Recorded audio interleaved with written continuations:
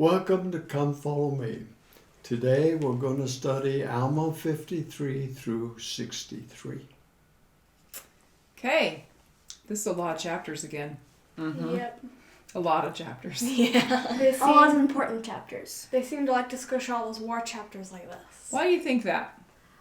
Because nobody likes the war chapters. Why not? Why don't they like the war chapters? I don't know. You don't know? No, I just know a lot of people are like, oh, it's the war chapters. And I don't know why. Maybe they don't see a purpose for those chapters? Yeah, but they teach so many valuable lessons. What kind of lessons do you learn from it, Emma? Anybody can pipe in on that. Well, like when Moroni writes to Pahoran. What do you learn from it? Well, Moroni's just like, well, you're slacking off a lot. And he's just like... He gives Yes, some slacker. pretty offensive terms, and then Pahoran's just like, I don't mind. Yeah. But I will tell you what actually is happening. Mm-hmm. Yeah, what else do you find, Joseph, with this particular people not liking these war chapters? Well, I think this is actually the better part. We hear things about the Stripling Warriors all the time, Mm-hmm. but we don't often hear about Moroni in the first half of these war chapters.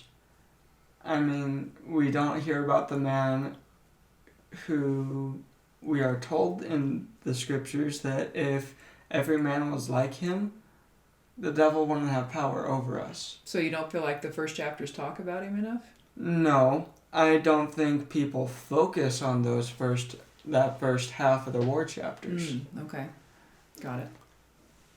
People tend to talk about like the Stripling Warriors and their faith and their trust in their mothers. Which is still vital. Which is so vital. It is vital. But where are our Captain Moronis, right? Right. Where are our Helamans? Where are our Tiankams, our Lehis, our Pahorans, our... Where are those Stripling Warriors? Where are our Stripling Warriors? Where are those mothers? Where are the fathers that would give their lives? That would give their lives before they would break a covenant. Right? Where is that today? How do we become that? I think you can learn that right here. I think you can learn how important it is to be armed and fortified and prepared for the battles. Because we are fighting spiritual battles. I think these might be some of the most vital chapters in the Book of Mormon. Because are we armed? Are we fortified? Did we drive the Lamanites out of our east wilderness? In other words, did we get Babylon out of our home? Or is it still kind of trickling in from different places? That was why he drove the Lamanites out.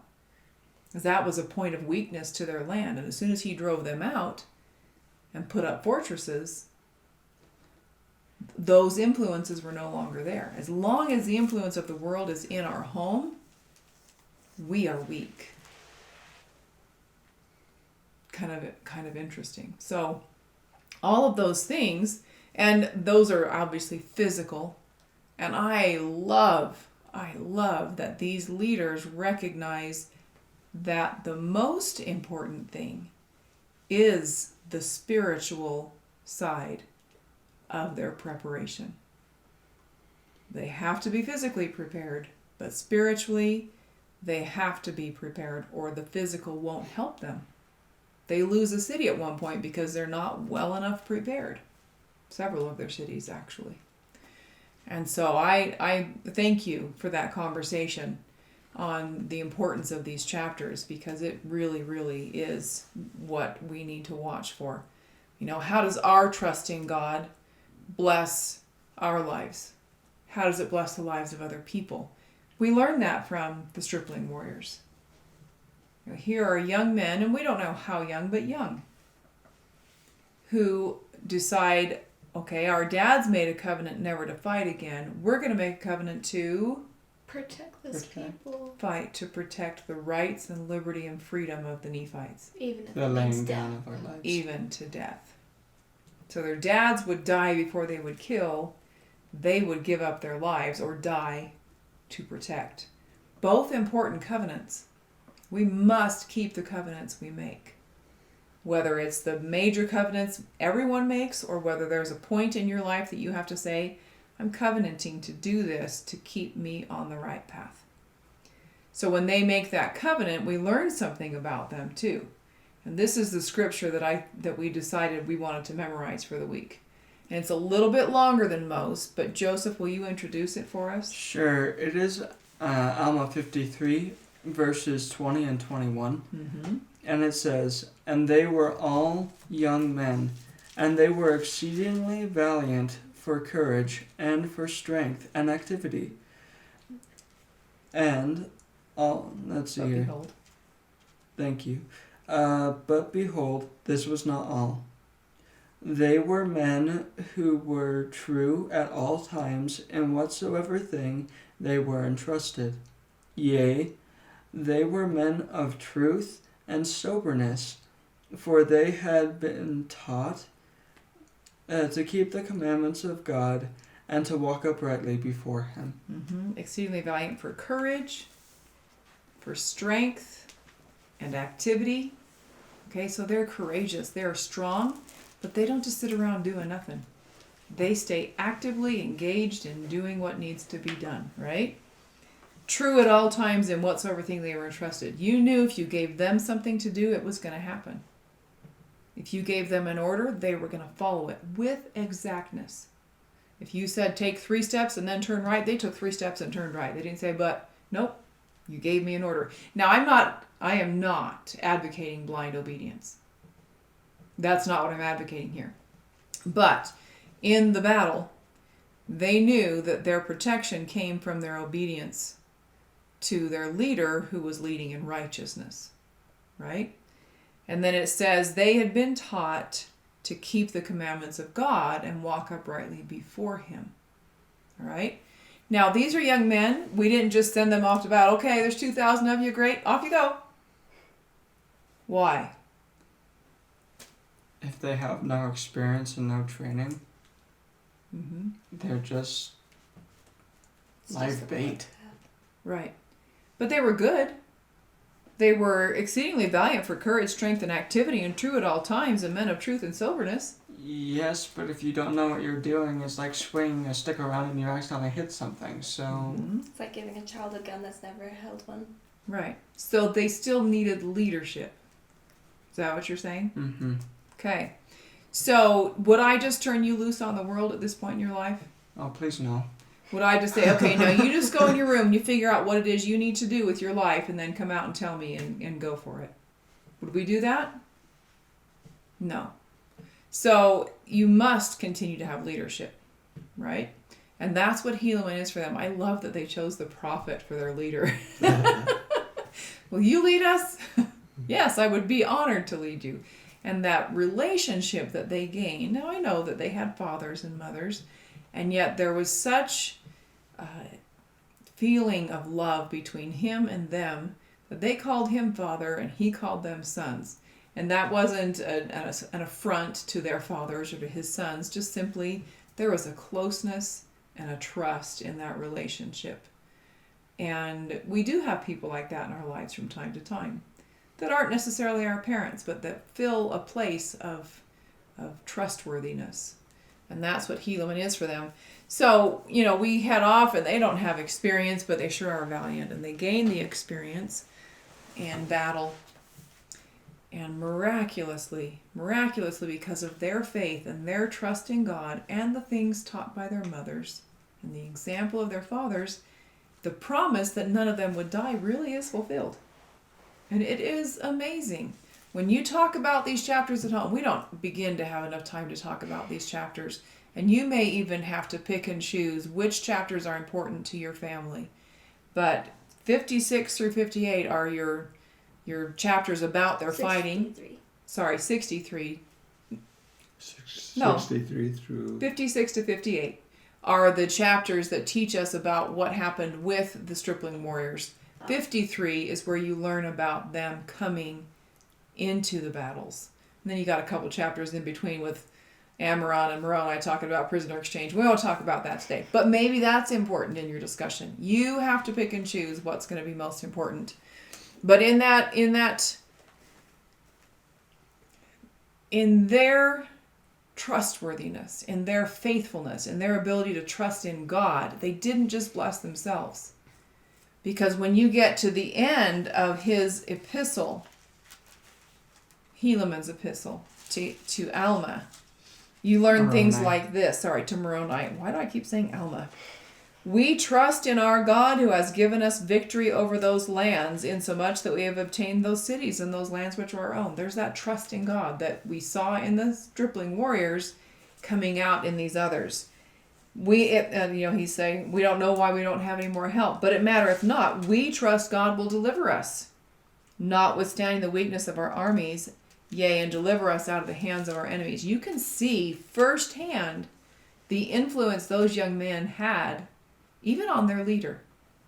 Even on their leader. We don't have interactions with people without having influence. That's why you got to have good people around you. Because everybody that you spend time with does have influence in your life, right? And they had their first battle. It was their fierceness that scared the Lamanites. Antipas had fallen. Many of the other leaders had fallen. The people were confused. They were beginning to run away. And it was that stand on the line and fight that helped, and the Lamanites turning then to fight against the Stripling Warriors, that helped those that were confused back here, the Nephites, to regroup and get back in the battle. It would have been a different outcome if they hadn't, right? So what is it? What do we do when we see a leader fall? Physically, spiritually, what is it we do? Do we just all scatter to the four winds? Mm-mm. And sometimes leaders fall spiritually. We have the scriptures to guide us. We know how we're supposed to live and what we're supposed to do. If a leader falls, don't fall with them. Don't do it. I had an experience when I was younger, teenager.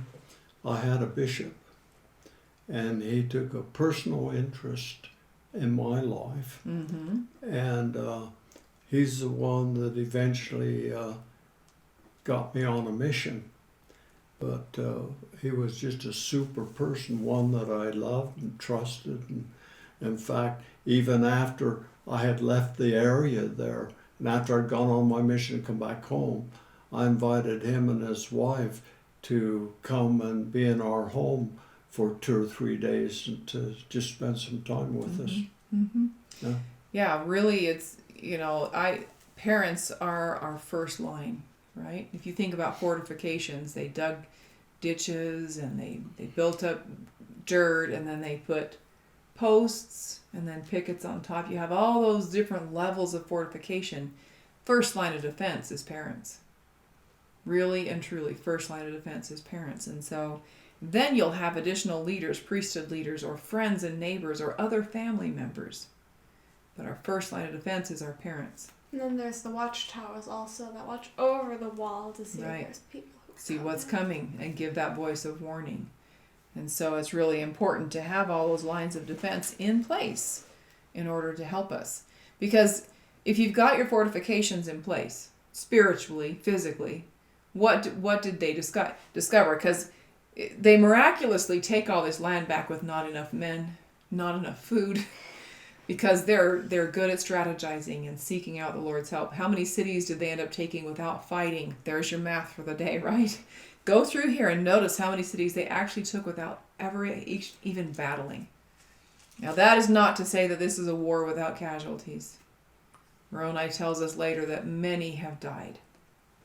On empty stomachs. Yes, on empty stomachs, not being supported. So we know that many died, but anytime they can save a life, they do, including the lives of their enemies. A couple of times towards the end, you see them, they win a battle, they take some prisoners, and they send the prisoners, they take their weapons, and they say, okay, now go back to Jershon. It's 4,000 Lamanite prisoners. Go on over to Jershon and live with the Ammonites. We're not going to keep you, I'm not going to hold you.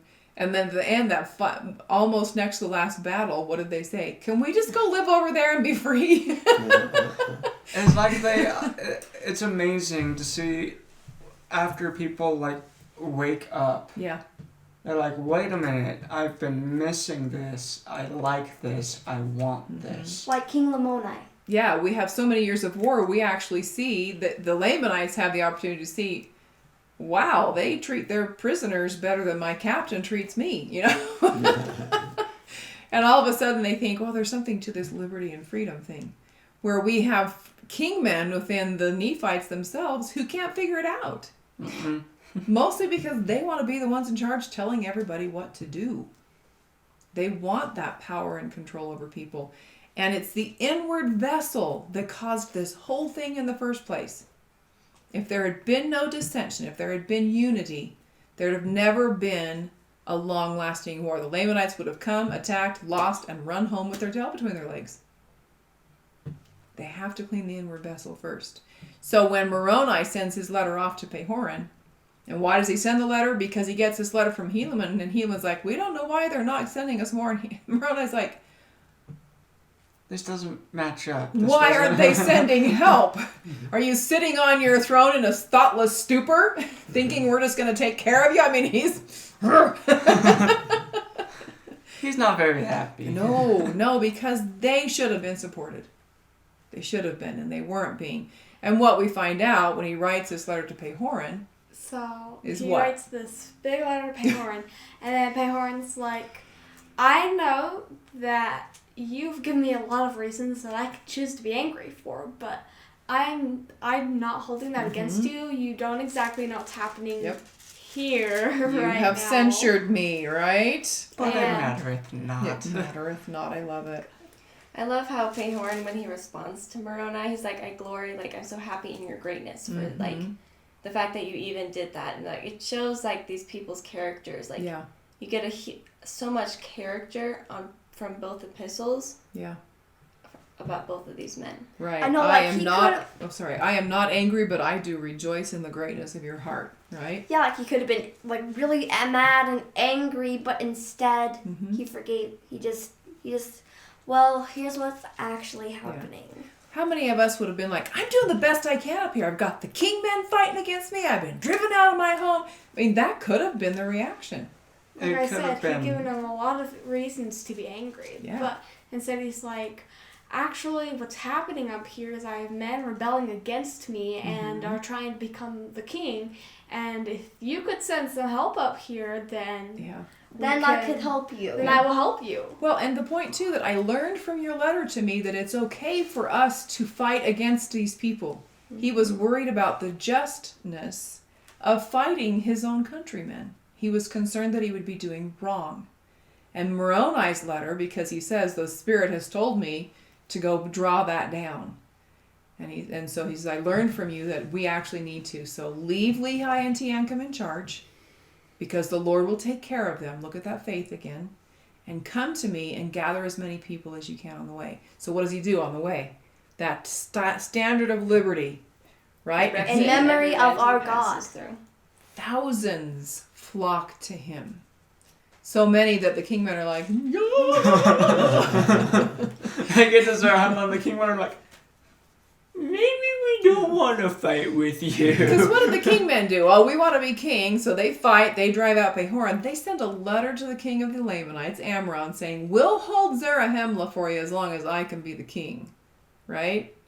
I mean, it is secret combination, But secret combination. probably what would have happened is Amron marches in and says, good job, you're now my prisoner, and you might die. I think there was already an agreement, or else that could have been a very real issue. Because I'm sure that he's like, this is my willingness to hold this for you, is that you will do this for me. I'm sure Amron sent back the letter of agreement.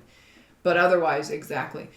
Do make sure to go to our blog. There's more discussion stuff on there. There's scriptures to look at.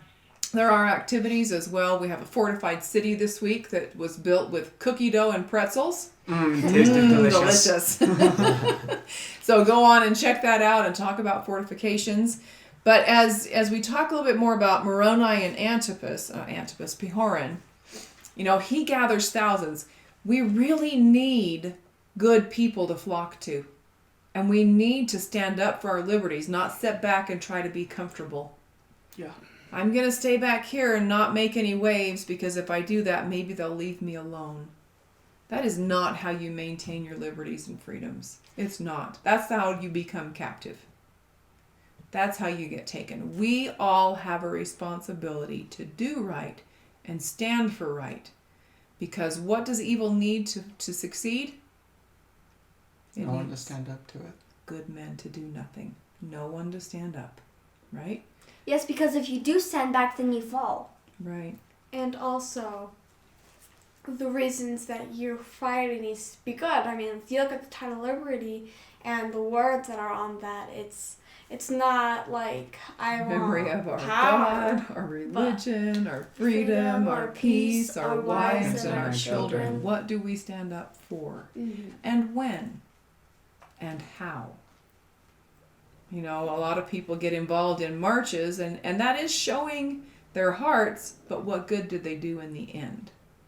And maybe sometimes a march is a good idea. So I'm not even saying yes or no ever. And then maybe they got their names put on a list. Or sometimes it gets kind of infiltrated and it turns into something that wasn't what you went to do.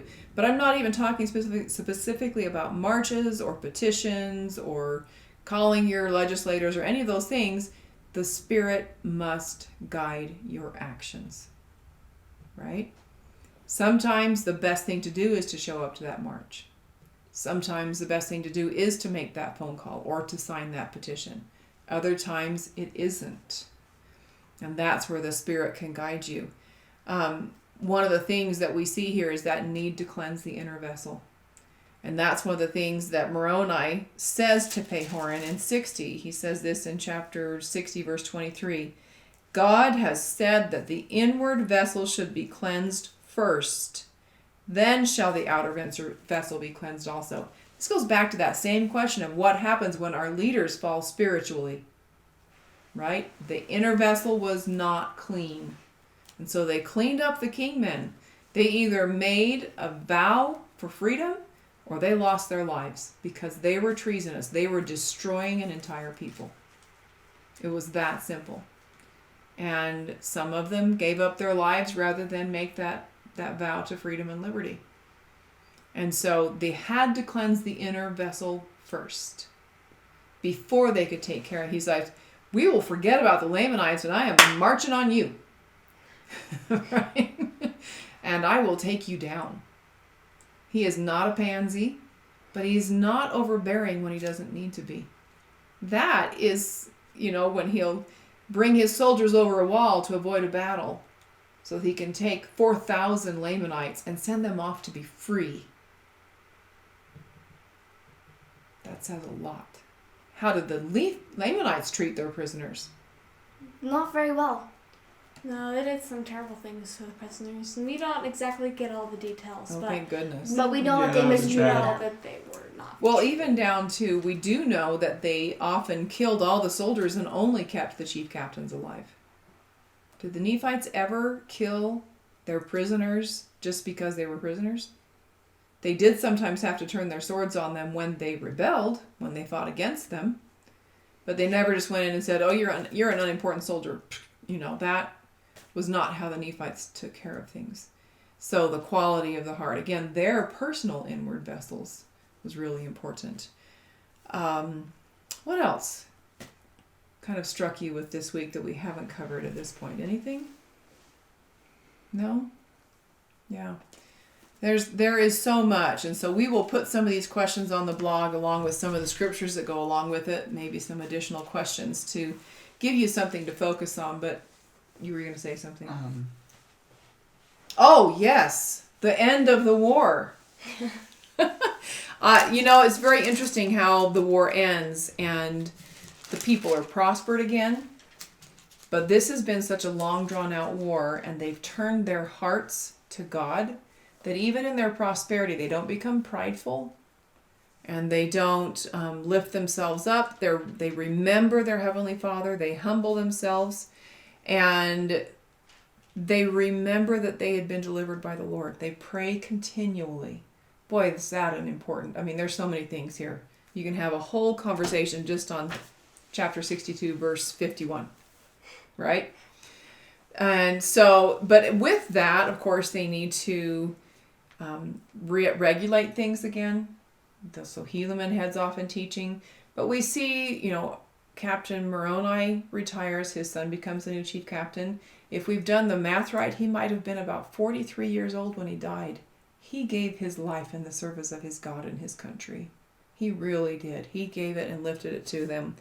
Pahoran is the change there, and we even start to see the spreading of the people, so much so that Hagoth builds ships, and people start going even farther northward, and some of those ships were lost. So we're going to turn you to this video here, the Nephites in Europe. A really, really interesting video. It's on the Joe Smith Foundation, so if you want to order one for yourself, it's there. If you have a subscription to Living Scriptures, you can watch it there. But it really is a very vital thing to realize that sometimes people get drawn away to other places. And we know from prophets in the past that they've talked about that the people populating the Polynesian islands were some of those that were lost from Hagoth's ships, right? And so I think we're going to find that the Nephites spread throughout the world, not just the Polynesian islands. But we're going to end today with Behold a Royal Army. It's on page 251 in your hymn books, because we want the victory, and the victory comes through Jesus Christ, right? Right, and let's not go too slow. 1, 2, 3. Behold a royal army with banner, sword, and shield is marching forth to conquer on life's great battlefield. Its ranks are filled with soldiers, united, bold, and strong, who follow their commander and sing their joyful song. Victory, victory, through him that redeemed us. Victory, victory, through Jesus Christ our Lord. Victory, victory, victory, through Jesus Christ our Lord.